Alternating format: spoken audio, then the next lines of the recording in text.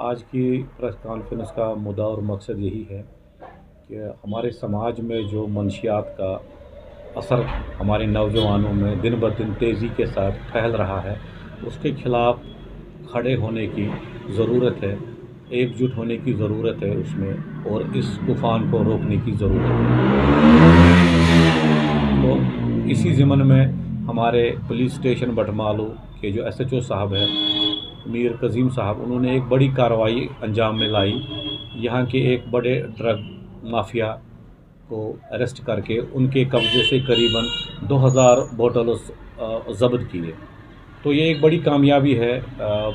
Police ने इसको बरवक़्त अंजाम दिया और करीबन उन्होंने खाली 20,000 बोतलें ज़ब्त नहीं की, उन्होंने 20,000 नौजवानों की जान बचाई। तो हम उनका शुक्रिया अदा करते हैं और उनको मुबारकबाद भी देते हैं इस बात को लेके कि उन्होंने इतनी बड़ी कार्रवाई अंजाम में लाई और बड़े ट्रांसपेरेंट तरीके से लाई। तो हमारी तरफ से, फेडरेशन की तरफ से, जो ट्रेडर्स फेडरेशन बटमालू है, हमारे ज़िम्मेदार यहाँ पे बैठे हैं, मेरे एडवाइज़र हैं हाजी अब्दुल अज़ीज़ साहब, मेरे वाइस प्रेसिडेंट हैं हाजी अब्दुल अज़ीज़ डार साहब, मेरे मेंबर है मसूद साहब, और मेरे यहाँ से हमारे मोहम्मद यूसुफ साहब है पब्लिसिटी।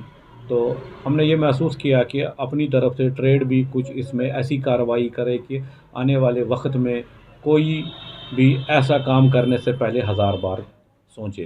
तो ज़रूरत है एकजुट होने की, इस मंशियात के ख़िलाफ़ कार्रवाई, सख्त से सख्त कार्रवाई करने की। हमने ये फ़ैसला लिया है कि हमारे मार्केट में जितने भी हमारे इस धंधे के साथ वाबस्ता, इस बिज़नेस के साथ वाबस्ता है, मेडिकल शोबे के साथ या कोई भी रहे, तो अगर कभी भी खुदा न खास्ता कोई इस धंधे में मुलव्वस पाया गया तो हम उसके ख़िलाफ़ कार्रवाई करेंगे। हम उसको अपने मार्केट से बेदखल करके उसकी दुकान को बंद कर देंगे, उसको यहाँ पे बिज़नेस चलाने नहीं देंगे।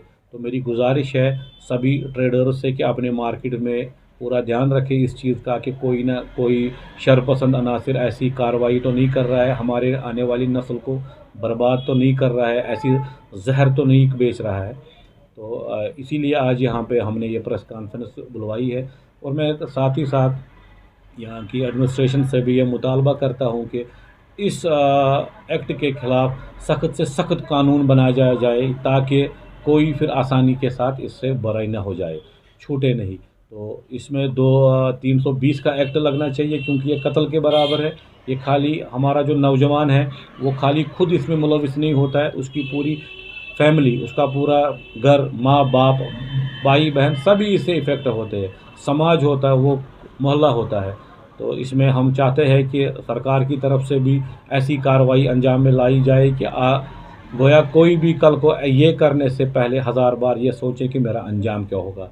तो मैं फिर एक बार अपने जो हमारे एसएचओ बटमालू साहब है, मीर कज़ीम साहब, उनका शुक्रिया अदा करता हूँ और उनको मुबारकबाद देता हूँ और उम्मीद करता हूँ कि इंशाल्लाह वो उन्होंने जो जंग छेड़ी है इस मंशियात के ख़िलाफ़, इसको वो इसी शद्दमत के साथ जारी व सारी रखेंगे।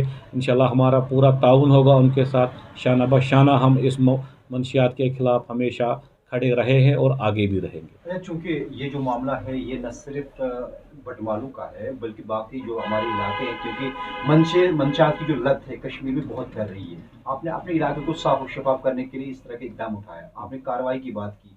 क्या अगर आपको लगता है इस तरह का कोई ट्रेडर इसमें मुलव्वस है, क्या आप पुलिस के पास खुद जाएंगे और कार्रवाई उनके खिलाफ करवाएंगे? बेशक, अगर हमारी नज़र में कोई ऐसा आया, भले ही वो मैं क्यों ना रहूं, मेरा साथी क्यों ना रहे, मेरा भाई क्यों ना रहे, मेरा बेटा ही क्यों ना रहे, तो हम उसको खुद उठा के पुलिस के हवाले कर देंगे और उसकी दुकान को बंद करके उसको यहाँ से बिजनेस करने नहीं देंगे। अच्छा, आप सोशली भी बहुत सारा काम करते हैं, आपको लगता है कि बटमालू में ये चीज़ें पनप रही है, बुराइयाँ? देखिए, बटमालू की बात आपने की है, बटमालू में इस वजह से थोड़ा बहुत पहले था, अभी तो काफ़ी कंट्रोल हुआ। हमारे एसएचओ साहब ने हमारे ख़्याल से 80 से 90% तक इस पर कंट्रोल पा लिया। ये बाहर से आते हैं लोग, पीछे भी हमने 2-3 लड़कों को पकड़ा था, वो बेमिना से आए थे, हमदानिया कॉलोनी से आए थे, नुंदरिश कॉलोनी से आए थे, वो बोटमैन कॉलोनी से आए थे। तो जब हमने उनसे पूछा, उनकी आइडेंटिटी देख ली तो वो बटमालू के बाहर के थे। तो अभी क्या होता है, बटमालू एक वास एरिया है, यहाँ पे इनको शेल्टर मिलता है, तो उस वजह से ये बटमालू में आते हैं और फिर बटमालू का ही नाम होता है। शाहिद साहब, चूँकि इसमें वालदैन और असातिज़ा का बड़ा रोल है और जो समाज में जो है प्रेसिडेंट्स या सदूर साहिबान हैं अपने अपने मोहल्ले में, तो क्या जिम्मेदारी उनकी बनती है? पहले ज़िम्मेदारी तो अपने वालिदैन की ही होती है कि वो अपने बच्चों की तरफ ध्यान दें, उनकी तवज्जो देखे और उनकी हरकत पर भी नज़र रखे कि मेरा बच्चा क्या कर रहा है। खाली रूम में मत तो बैठा है, कोई गलत हरकत तो नहीं कर रहा है। तो उसके बाद फिर हमारे ज़िम्मेदार है, चाहे वो ट्रेड लीडर है, चाहे वो सिविल सोसाइटी से हो, चाहे वो हमारे मस्जिद के प्रेसिडेंट साहिबान हो, मोहल्ला कमेटी के प्रेसिडेंट साहिबान, हम सब की ज़िम्मेदारी बनती है कि पहले तो हम अपने घर में देखेंगे, उसके बाद अगर हमें लग रहा है कि हमारे मोहल्ले में ऐसी कोई एक्टिविटी हो रही है तो उसको रोकने की ज़रूरत है। हमारे एरिया में या हम ट्रेड के हवाले से बात करेंगे, अगर हमारे बिज़नेस हब है, हमारा बटमालू जो हमारी जुडिशनली है, उसमें ऐसा कोई तो नहीं है, तो उसके ख़िलाफ़ हमको तुरंत कार्रवाई करनी है और पुलिस को इन्फॉर्म करके इन शरपसंद अनासरों को पुलिस के हवाले शायद साहब करना है। आखिर पे एक सवाल है, हमने देखा है कि अनएम्प्लॉयमेंट यूथ ही इसमें ज़्यादा इन्वॉल्व है, तो उसकी बहबूदी के लिए आप क्या कुछ करेंगे सो दैट कि ये जो है वो समाजी सतह पर हम जब वो बात करें। काम करेंगे तो वो नहीं, मुझे नहीं लगता कि वो इन बुरे के काम में लग हो जाएंगे। बिल्कुल सही बात है। ये जो ड्रग माफिया है, इनको उन्हीं की तलाश होती है जो जिनको ज़रूरत होती है पैसे की या किसी डिप्रेशन में मुब्तला हो। तो ये ज़िम्मेदारी भी हम पर ही है कि हमने ज़्यादा से ज़्यादा ऐसे काम करने हैं कि जिससे यहाँ की अनएम्प्लॉयमेंट कम हो।